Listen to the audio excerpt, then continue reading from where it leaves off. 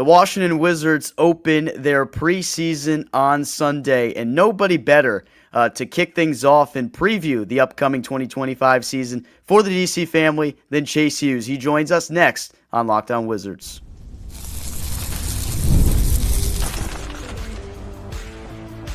You are Locked On Wizards, your daily Washington Wizards podcast, part of the Locked On Podcast Network.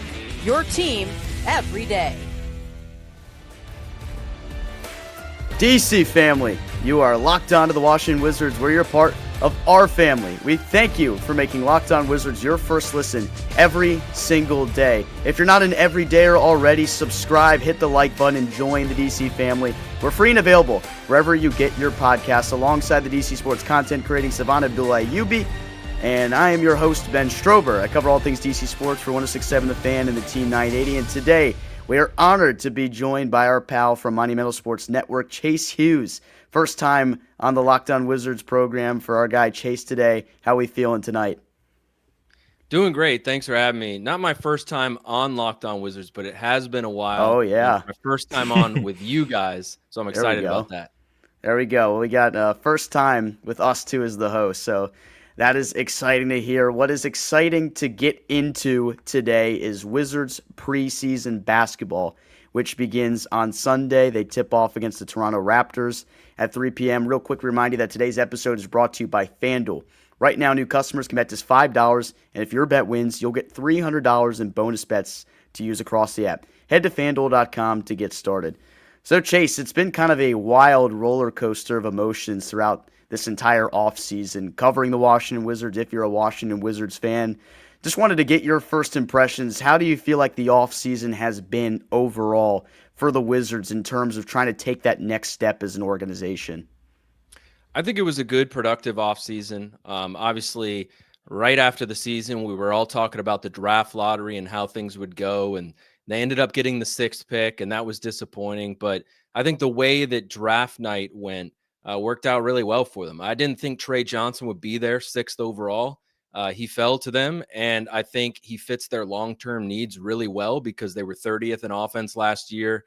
They have not been a good three-point shooting in many years, and we all know that three-point shooting is king in the NBA. So I think he fits in really well after they added so many defensive pieces to begin their rebuild.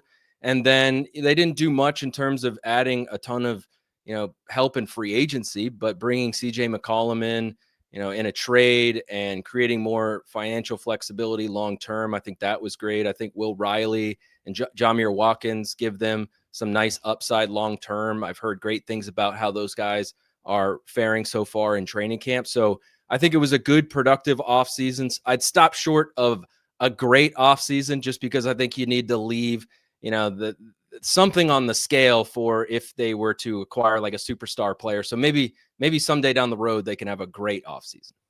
What was your thoughts, Chase, on acquiring Cam Whitmore? For me and Ben, we talk about how that's the biggest move this offseason. As much as we love Trey Johnson, as big of a move it was to trade Jordan Poole, Cam Whitmore bringing back in his hometown. What's your thoughts on that?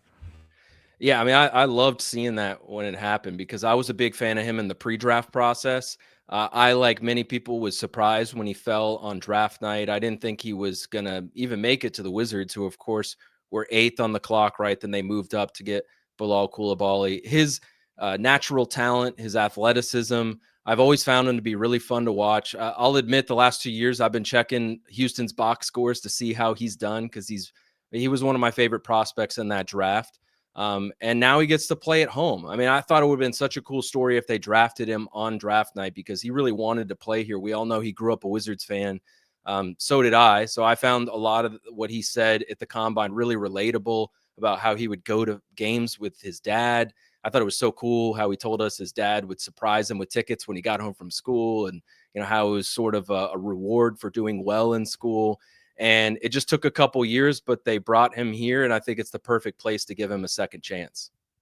You know what? Let's keep the conversation on Cam Whitmore because you had a really good article, I believe it was a couple weeks ago, where you dug up a really intriguing stat that I've brought up a couple of times.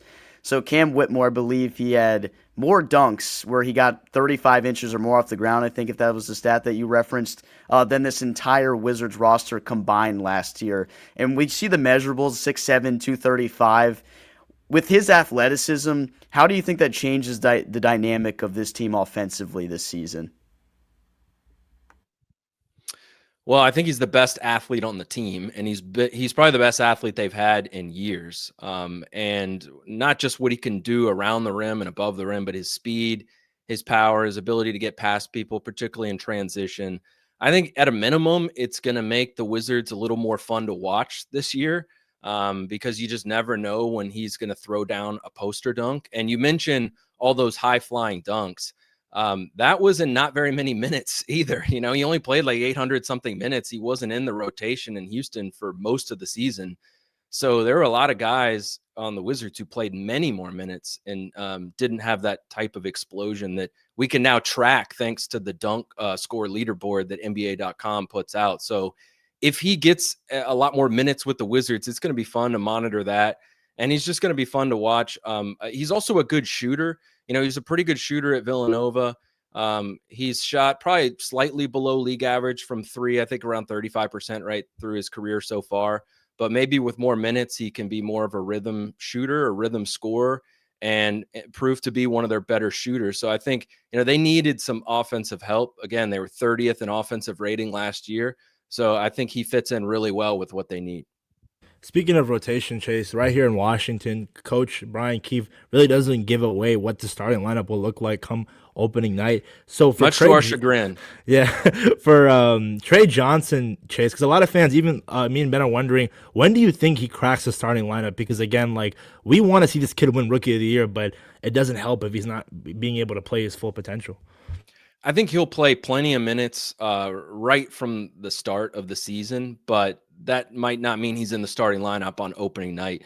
And it's funny, you know, you have all these like new networks carrying NBA games. I've had people reach out from like NBC, and I had someone reach out from like Yahoo. They're like, "What do you think the starting lineup's going to be for the Wizards?" Because they're doing their season previews, and you know, it's not an easy thing to guess. Bilal's injury probably paves the way for somebody, but I think he'll start the season on the bench, and then, you know, maybe after the trade deadline or maybe injuries pave the way for him to enter the starting lineup. But regardless, I think he'll play plenty of minutes. You know, the Wizards front office, they set goals for how many minutes they want their young players to play, and they end up getting there, you know, barring health. I don't think it's going to require him to go to the G League to play, you know, call it 2,000 minutes this season. I think he's going to play plenty, but it might be in a bench role to begin. You know, I was going to ask you this question, but I already cheated and got the answer because I happened upon your account today. Be sure to follow Chasing Stats _NBA. It's where Chase has a lot of NBA stats and analytics. And I saw the preview you had of the NBA season awards, and you and I and AB, we all think alike because all of our picks of us three have Trey Johnson to win Rookie of the Year. And you mentioned how they have a set goal that they want these guys to play in terms of minutes from the front office. So you believe the front office will have him play, you think, enough minutes to win the award? Absolutely. And I think perhaps more important than that is he's going to get a lot of shots. And that award, I've been an NBA voter before. I've tracked, you know, the award itself, you know, when Wizards players like last year, Alex Sarr, of course, was in the running. And what I found is that it usually comes down to one thing, and that is who scores the most points. 20 of the last 22 NBA Rookies of the Year averaged 15 points per game or more. And one of those exceptions was Stephon Castle last year, who averaged 14.7. And the other one was Malcolm Brogdon, of course, was here last year, and he averaged like 12 and a half points. So, like, if you average under 10 points per game, you're not going to win Rookie of the Year. Like, it comes down to offense. And I think that's why Trey Johnson is second in betting odds for the award. And Cooper Flagg is number one. And if he stays healthy, and if the Mavs are good, and if he averages 15 plus points per game, and it's a close call, you know, he's got the name. It might be kind of like in the WNBA we saw this past year with Paige Beckers. Like, she had a great year, but so did, you know, the Mystics rookies, Sonia Citron and Kiki Iriafen. But, you know, the tie went to Paige Beckers. Maybe that would happen with Cooper Flagg, but I think Trey Johnson's got as good a chance as anyone. You know, I just saw the NBA.com GM survey that VJ Edgecombe was the other guy that NBA GMs expect to have a chance to win Rookie of the Year. They didn't vote and nobody voted Yeah. for Trey Johnson.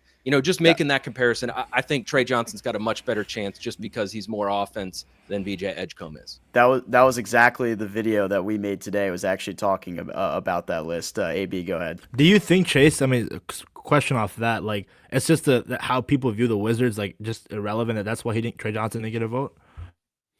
That's a good question. I mean, it was I don't remember the percentage, but wasn't it like 90-something% or maybe 80-something% Cooper Flag and then 97? Yeah, 97 exactly. So I think he's just the overwhelming favorite, and maybe that 3%. Off the top of my head, I don't know. I don't know how many GMs, if it's all 30 or what, but it must have just been a handful that voted for VJ Edgecombe. So I think it was more that just Cooper Flag is the heavy favorite. That was kind of the joke we had when we saw one of the players to break out. I think Alex Sarr got a vote or something like that. So we're like, was this Doc? Did Will Dawkins, was he the only vote for? Well, you can't vote for yourself. So if it was something like that, player. Yeah, maybe it was Sam Presti, doing him a solid, but yeah, it definitely was not Will Dawkins. You know what? Let's actually transition the conversation to Alex Sarr, the former number 2 overall pick. So a stat that came a little bit alarmingly to me the other day when I was just doing a little bit of research on him is he took such a low percentage of shots from right around the rim, 0 to 3 feet. He only attempted 17% of his shots. Do you expect him to have an increased workload down low like that? Will we see a more physical Alex Sarr in year number 2? I definitely expect him to, because of what I've seen and what I've heard. I saw those numbers last year. It wasn't just the percentage of field goal attempts around the rim. It's the percentage he shot around the rim, especially for his size. Definitely low numbers, ones that, he's going to have to improve on. But we saw him in the summer league in the very first game. They ran a couple actions in the first quarter to get him lobs. And it was whenever that happens in any basketball game, you can tell what the game plan is. Like basically the first drawn up play. Okay, obviously they're trying to get Alex Sarr in rhythm around the rim, right? And then, on media day, well, first of all, Alex Sarr did a good job throwing down those lobs. I thought I saw some growth in that game of him not only dunking it, but just catching the ball. He wasn't particularly great at catching those lobs last year. So I think he's been working on it. And then on media day, I asked him, what's kind of your focus this year? He said, doing more around the rim. So I think it's one thing for the coaches in the front office to tell him that. I think it's different for him to say it himself and for him to actually do it in games. And we saw him do it a little bit in Eurobasket, obviously under a different coaching staff.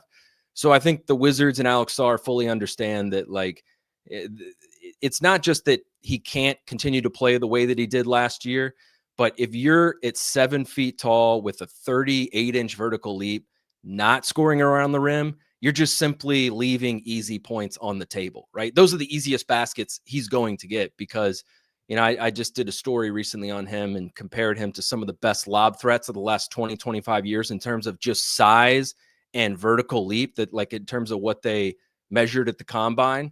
And he's both bigger and can jump higher than it was Dwight Howard, DeAndre Jordan, Blake Griffin. Like these are some of the guys that are known more than anyone for throwing down lobs. So we know that he's got the physical capabilities of doing it. It's the easiest shot he can score, and because of those advantages, it's time for him to maybe play to them a little bit more. Well said. That's kind of what we've harped on pretty much the whole summer here on Locked On Wizards. But that's some good insight with the little nuggets you provided there about the athleticism and size that actually has more than some of those big-time names that we've seen through the association throughout the years. Real quick, let's take a break. When we come back, we continue our conversation with Chase Hughes of the Monumental Sports Network. This episode is brought to you by Prize Picks. Every day we make decisions, but on Prize Picks, being right can actually get you paid. Don't miss the excitement of this football season with Prize Picks, where it's good to be right. Playing Prize Picks is such a fun, simple way to add more excitement to football. You just pick more or less on player projections like Josh Allen's passing yards or Saquon's rushing totals, or for a touchdown, you're in the game this way. I love how quick it is. You can make your lineup in under a minute. My favorite part, Prize Picks just added stacks. So if I want to ride with a player, I can select their pass yards, rush yards, and touchdowns all in one lineup. Download the Prize Pick apps today and use code LOCKEDONNBA to get $50 in lineups after you play with your first $5 lineup. That's code LOCKEDONNBA for $50 in lineups after your first $5 lineup. Prize Picks, it's good to be right. Hey Chase, we're talking about Alex Sarr here, and one thing that a lot of people I think around the league that aren't Wizards fans are doing is I think they're sleeping on him. Not too long ago, the article came out with the Athletic saying that he wasn't in a top 10 redraft of the 2024 draft, and that was just absurd. And we talk about the offensive side of his game, Chase, but I really think Alex Sarr could make an all defensive team this year. I don't know if it's first team, but I think he can make that second and third team. Do you think the odds are pretty high for that? I think someday the odds are pretty good for him to make all defense. I think second year that might be tough because I don't expect the Wizards defense to be above average. And I think usually the guys that get the votes are on the better defensive teams, but he certainly has the potential to. And I agree. Like I thought the reasoning was really well explained by Sam Vecini of The Athletic, and that, but 14th was just too low. Like I'll give you Risa Shea, I'll give you Stefan Castle, but after that, like I could make the case that Alex Sarr would be third in a redraft. He's like no lower than like fifth or sixth. There's just not a whole lot separating that sort of second tier, right? And I think with young guys, young players, I've learned, especially like first round picks, guys with a ton of talent, you can never really get a great read on their ceiling until you see it, until you see them reach their mid 20s and reach their prime. I just kind of learned through experience, like it was Bradley Beal in particular, where I thought I had a good read on him and then he would get better. And then I thought, okay, he reached the ceiling and then he would get better. And then, that's why I was kind of in favor, at least for one of his contract extensions, because I was like, well, what if it continues? Like James Harden had this track and, he became a superstar. Obviously, Bradley Beal fell short of that, but you just never know with young players. And I think that's why the Wizards are going down this route.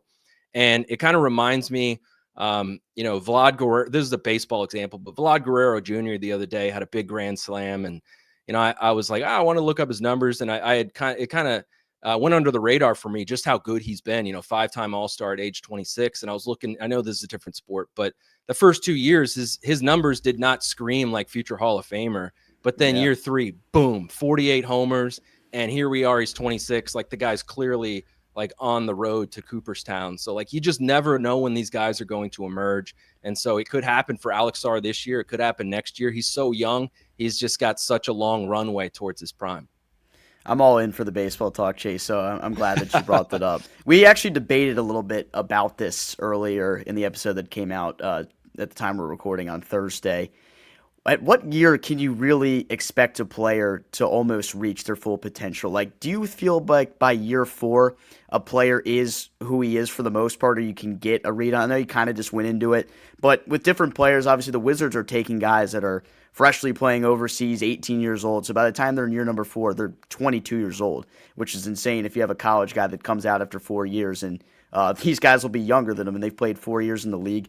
Do you have to give players like that even more time maybe than your players that stay and play college ball and come out when they're like 21 or 22? I think so. That's a great question because it's a little more nuanced than I probably described it. I think by year 3, year 4, I think you have a good idea of the track that they're on, whether they're going to stay in the league or not, what their floor is. I think the ceiling is determined more so over a longer period of time. And I think Will Dawkins and Michael Winger really get that. And they understand that because they learned in Oklahoma City, where they sort of brought a philosophy here where you draft guys at 18, 19 years old, knowing that they're not going to reach their absolute peak until they're like 27, 28. Like both of those guys independently told me after their introductory press conferences, I interviewed them one-on-one. They were like, it takes 10 years.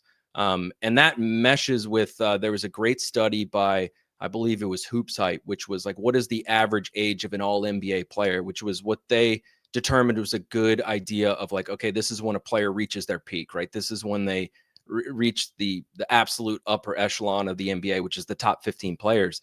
And the average age was, I think it was like 27.8 years old, and that's why you see a lot of these guys, they don't win their first championship till they're 26, 27, 28. So I think sometimes there can be a really long period of time until they reach their ceiling. They might be 25, 26, but I think certainly once they get to 22, around that age, I think you have a good feel about whether they're going to have a long NBA career, whether they have a chance to become a star. I think it is pretty rare that a guy hasn't shown signs of stardom at that point. But when you compare college and the European game, I think it really depends on the league, depends on the conference, sometimes depends on the player and their age. But what's interesting is with NIL, a lot of those European players are going to start playing in the U.S. We've seen it. Illinois has really kind of, I think, led the charge with that. But I'm waiting for the next like Wemby to come along and have him play college basketball. I remember when like they started the one and done, it was like, man, when are we going to see a LeBron like in college basketball? We still haven't seen someone like LeBron, but the more European players that come over here, I feel like at some point we're going to see that like generational star play college basketball. I thought Zion was going to be like the LeBron of college basketball at one point. Yeah. Yeah, I was going to say, Chase, we talked about Alex Sarr, but year 2, Keyshawn George, me and Ben are just as excited about him, Chase. I think his game, he also got taller and stronger this offseason. He can legit do everything offensively and defensively. He can guard 1 through 4. What are your thoughts for year 2, Keyshawn? I think he's got the best chance of the young guys for a breakout season. I think you make a great point there that like you see him in the same category as an Alex Sarr, even though Sarr was the 2nd pick. Keyshawn's the 24th pick, right? We can throw those numbers out the window, I think, at this point. I think Keyshawn could be considered one of their best prospects. He's a little bit older, right? He only played 1 year in college, so you might think of him in the same sort of timeline as the other guys, but he is a little bit older. He did get a different, maybe more advanced upbringing, playing in Europe and, being the son of a really good player. But I think he's the best combination at this point of offense, defense, feel, and size. Most of their young guys have shown a lot on one side of the court. I think he's the most complete of their young players, and he's also got an edge to him. And we saw it last year, just him get better over the course of the season. Like by midway through the year, I think we all started to understand that he was a really good defensive player. And then down the stretch, they started putting the ball in his hands a lot more often, having him run pick and rolls, and he did a really good job. The one thing that he didn't do last year was make his threes. He did not shoot efficiently, but that has been his calling card for like his entire basketball life. Like that's what he did at Miami better than anything, was shoot threes. He shot like the vast majority of his attempts from 3, and he shot a high percentage. So I'm not worried about the shooting because I've seen it in college. He shot pretty well in the preseason last year. He's shot pretty well in the summer league. Like I think the shooting will come. So I definitely think Wizards fans should be excited about him. Absolutely. I'm excited to see the way he takes off in this second season. I love to hear the quote the other day where he was talking to Bijan and he said, yeah, you're not going to see as many possessions where you don't realize Keyshawn George is on the floor. So love to see the confidence from the kid as well. Let's take one more quick break, pay some bills. We come back. We'll close it out here with Chase Hughes from Monumental Sports Network. One of the tools that helps make a difference for business owners is Quo, formerly OpenPhone. It's the same great business phone system you've heard me talk about before, just with a new name. And here's why it matters. Every missed call is money left on the table. When every customer conversation counts, you need a phone system that keeps you connected 24/7. Quo is the #1 business phone system that streamlines customer communications, and it works right through an app on your phone or computer. So no more carrying 2 phones like you're Kevin Gates or relying on a landline. See why over 90,000 businesses trust Quo, formerly OpenPhone. Get started free and get 20% off your first 6 months at quo.com/LockedOnNBA. That's QUO.com/LockedOnNBA. And if you've got existing numbers with another service, Quo will port them over at no extra charge. Quo, no missed customers, no missed calls, no missed customers.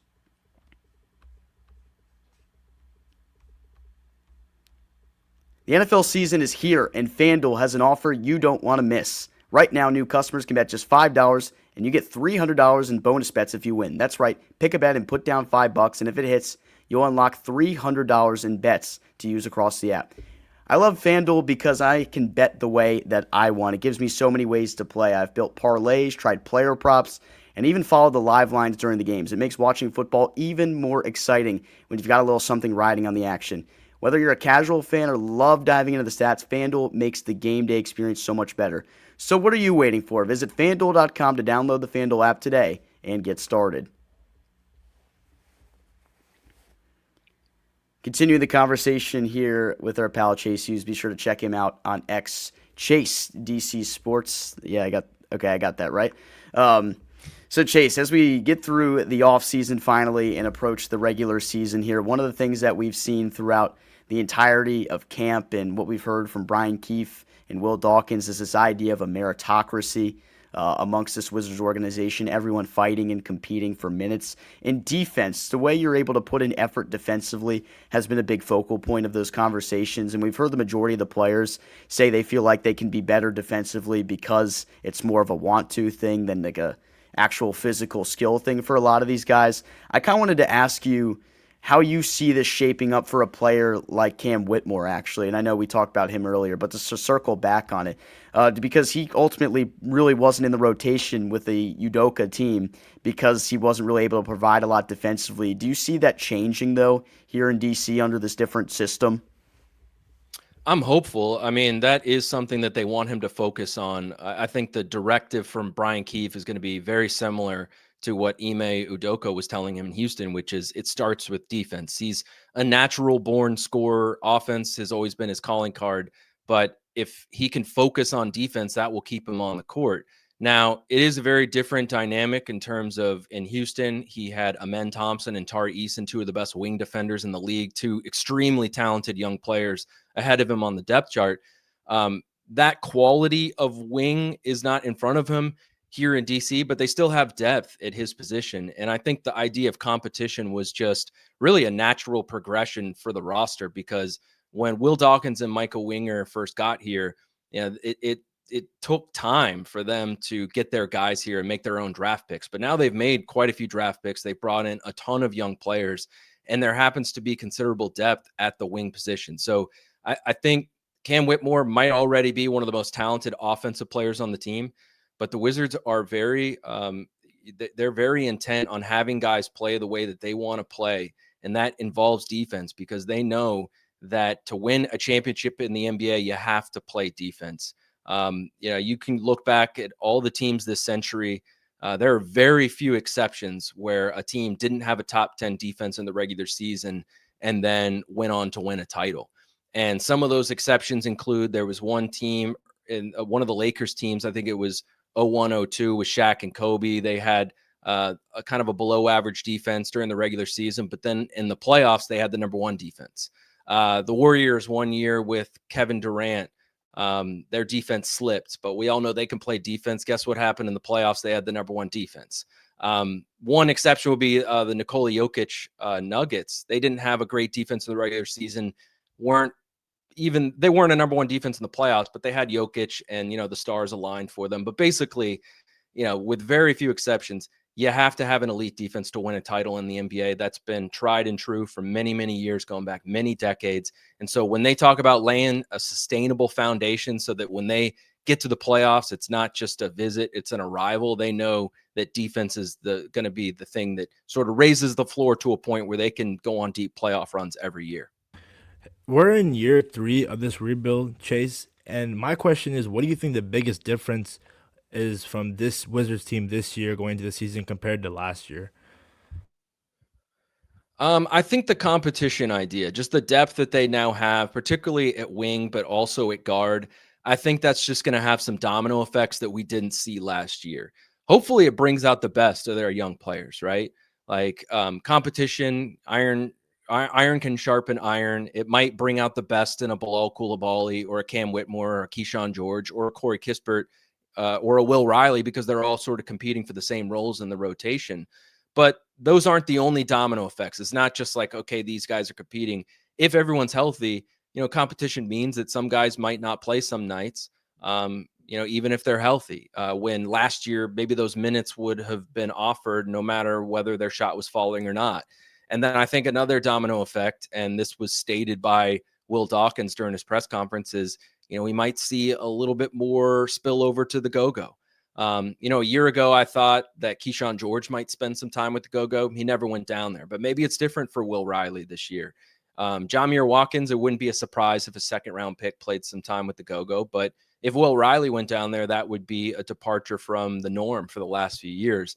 But I will say Will Riley, from what I've heard and from what I can tell, has been one of the more impressive players that the Wizards have had in camp. Chris Middleton and Corey Kispert have both said that he's got like an extremely high motor. He's like one of the hardest players on the team. Every possession he's going all out. And then CJ McCollum, I'm going to write a story about this. He gave me some great insight He said that Will Riley is like one of the smarter players on the team. His basketball IQ is like really high. He said he reminds him of a European player because he's like always in the right spot. He's making the right play. He has great feel for like finding space on the court. So I don't know if it's going to go like Keyshawn George last year, where, it's sort of a surprise how much they end up playing. But by all accounts, Will Riley has been good in Wizards training camp. That is very interesting. I had not heard any of this stuff, but that is very encouraging to hear because I wasn't too sure what we'd really hear from Will Riley in the early part of the season. My impression was probably what you said. Maybe you see him stashed on the go-go, getting some reps, and maybe you see him post-trade deadline. But maybe if what you're saying is true, we see him a little earlier than expected. That gets me excited for Sunday, actually, Chase, for the preseason. I know this isn't maybe something you can really answer directly, but I feel like I'd be a bad host if I didn't ask. What do you kind of envision here in terms of playing time in the preseason? Do we see these veteran guys even go for the team, or are we going to see all the young guys playing pretty significant minutes? Yeah, Brian Keefe doesn't give us much at all. Yeah, I would say going off prior experience, I mean, they're really about gamesmanship. And I think it's all about like, okay, we're going to set that standard now so that if and when they get good, gamesmanship actually does matter, right? If you're going into a big game, you want the other team to be guessing who's going to be in the lineup, who's going to be available. So that's how they operate now, even though they're not playing big consequential games, right? I would guess the veterans play some on Sunday, maybe some in the second game, and then maybe they rest the third game, and that's when you really see a lot of Sharif Cooper and Malachi Branham and guys like that. But I think early on, I would imagine that a lot of their players will play, the guys that are healthy, and it'll be pretty equal, at least in the first half, and then maybe they turn it over to the young guys. I would imagine, it's just a guess, but I think maybe the Chris Middletons and CJ McCollums of the world will kind of get their work in early and then maybe rest that final game in the lead up to the regular season. But we'll see. Again, BK doesn't give us anything. Yeah, one last thing, Chase, before we close it out. Since I am the CEO of the Tristan Vukcevic fan club, I have to ask, TV, year 3, what should we expect from him? I expect him to be unleashed because, Chase, last year, Rashawn Holmes, there were some games where I'm just like, why is he getting so many minutes compared to TV, who has so much potential? Well, I think this is the best opportunity he's had so far to get minutes at the NBA level for the entirety of the season, right? Last year, there was more veteran depth. You had Jonas Valanciunas. They didn't really add that kind of depth this offseason. So I think there's like a path towards him getting minutes early on. And, he started out last season, if I recall correctly, with a minor injury. Didn't have the best start to the season, but ended up finishing strong and leveled up with his efficiency. He's one of the better young shooters they have, and he likes to he likes to look for his own shot, and he's got great touch. I mean, the outside shooting I think will come, but like his ability to get it in the basket from the mid range and around the rim is really good. I think he's got really good soft touch, and I'd recommend Wizards fans reading the article I just wrote. I talked to him one-on-one about playing with Nikola Jokic over the summer with Team Serbia. And he told some funny anecdotes just about being with Jokic and what he learned, not only on the court. He kind of got into the details about how Jokic operates in the short roll and stuff that he wants to translate to his own game, but also what it was like being around him, how humble Jokic is, and what it was like just like kind of taking walks around the city and around the hotel without security. So check that out. But I think it's pretty cool. It was like about a month and a half, 2 months of Tristan Vukcevic just being like attached to the hip of one of the best players really of all time at this point. And the timing was really amazing because Coach Keefe has told Tristan Vukcevic they want him to roll more. They want him to pass more out of the short roll. And then Vukcevic essentially goes and gets to study with one of the best to ever do it. That is awesome. I'll definitely plug that in the description, so be sure to check that out, Wizards fans. And check out all of Chase's coverage at monumentalsportsnetwork.com. Also check him out on his socials, Chase DC Sports. And then also check out his stats account that feature analytics and all the NBA stats you could ever need to know, ChasingStats_NBA on Instagram. Chase Hughes, we thank you for coming on here today, man. Really appreciate you giving us the time. Yeah, thanks for having me. I appreciate it, and I appreciate the plugs. No problem, brother. No problem. All right, everyone, that will do it today for us here on Locked On Wizards. We'll have the action covered for you for the preseason on Sunday. We'll have a reaction pod out after that. Wizards Raptors tips off at 3 p.m. from Capital One Arena. For my co-host Abdul Ayyubi, for Chase Hughes, who joined us today, Locked On Wizards Nation, I'm Ben Strober, DC family. We'll talk to you next time.